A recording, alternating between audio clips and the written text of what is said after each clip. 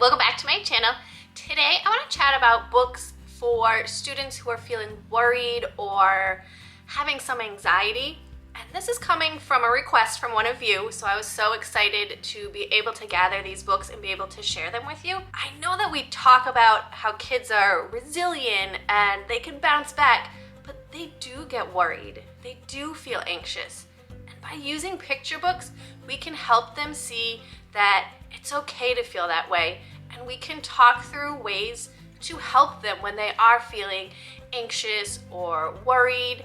So today, we're going to chat about books about feeling anxious or feeling worried. But first, if you're new here, my name is Sara and I love to talk about books. And I love to share with teachers how you can use them in your classroom in all sorts of different ways. So right now, every Sunday night, I have a YouTube video go live about books and how you can use them in your classroom right away. If that sounds like something you're interested in, give this video a thumbs up and hit that red subscribe button down below. Now, I need to go grab the books from the library, but then we are going to jump right into talking about books about feeling worried.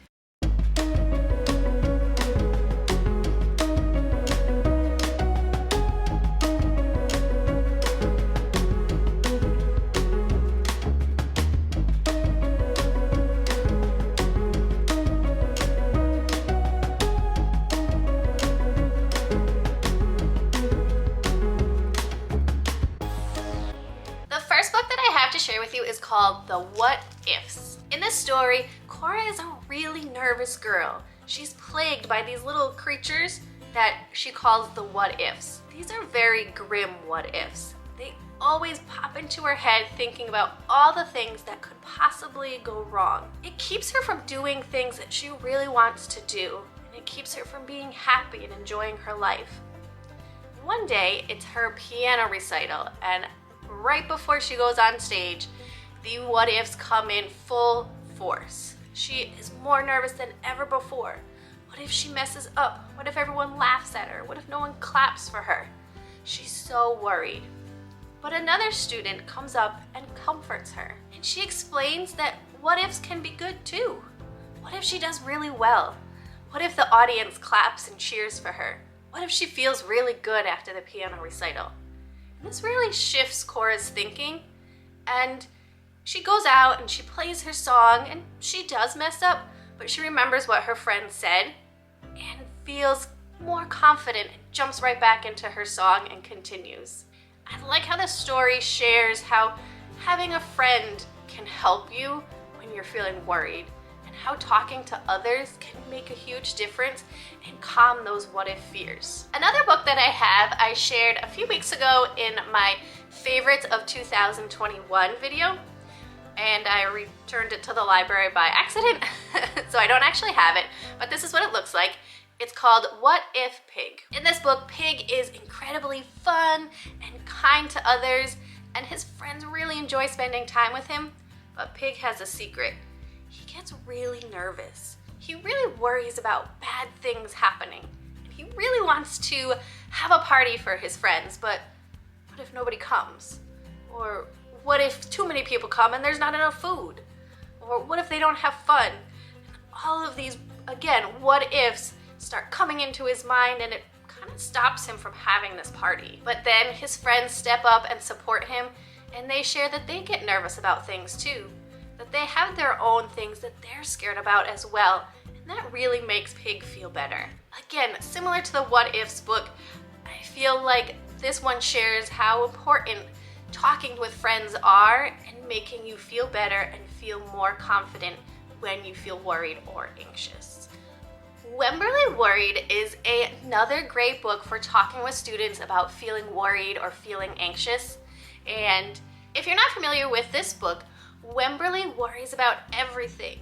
She worries about the big things, she worries about the little things, and she worries about everything in between as well. And throughout the story, her family is telling her, don't worry, you're fine, it's okay, and that doesn't really help her. She still worries.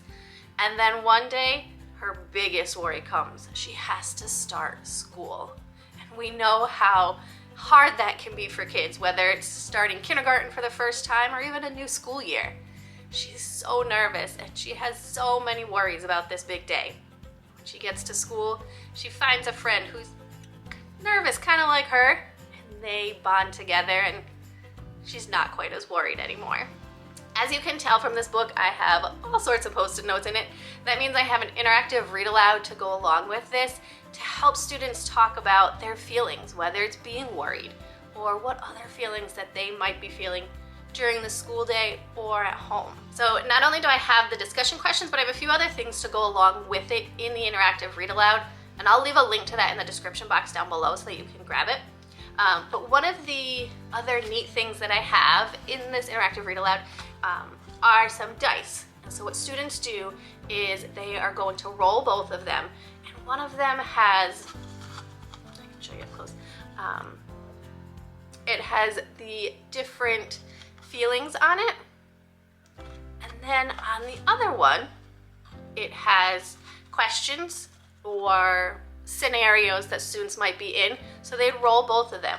So for example, they might roll, name one thing that might make you feel happy. And as a small group or even with a partner, they can share something that makes them feel happy. And it's a great way to talk about emotions with students.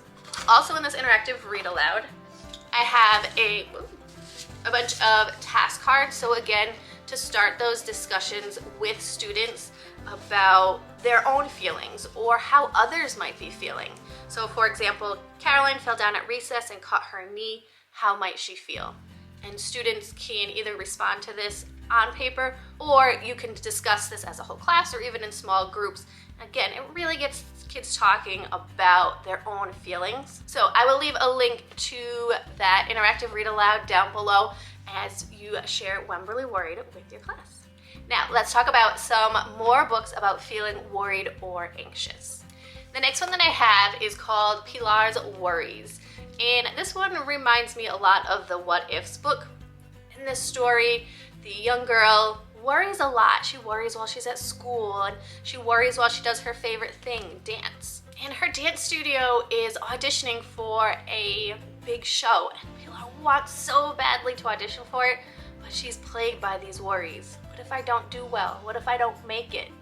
What if I mess up? And again, a friend who dances with her and is also in school with her steps up and reminds her to breathe, to take her time, to help her and helps her relax so that she's not as worried and she feels more confident. And she decides in the end to audition. Even though she's nervous, she knows that that's okay. Another good one for talking with your students about feeling worried or anxious. Another book that I have, I will say, is not my favorite, but stay tuned for the next one because the next one is my absolute favorite of this whole collection. But this one is called Wilma Jean Worry Machine. Again, Wilma worries about everything, and so many things worry her, and throughout her day people just tell her, don't worry, don't worry, don't worry, and that doesn't help her at all. She feels that people just telling her not to worry doesn't make a difference. She still worries quite a bit. So her mom steps in and helps her. She brings her to the counselor at school, and together they come up with a plan. They talk about how there are things that we can control and things that we can't control. And she gives her some ideas for ways to help her feel less worried.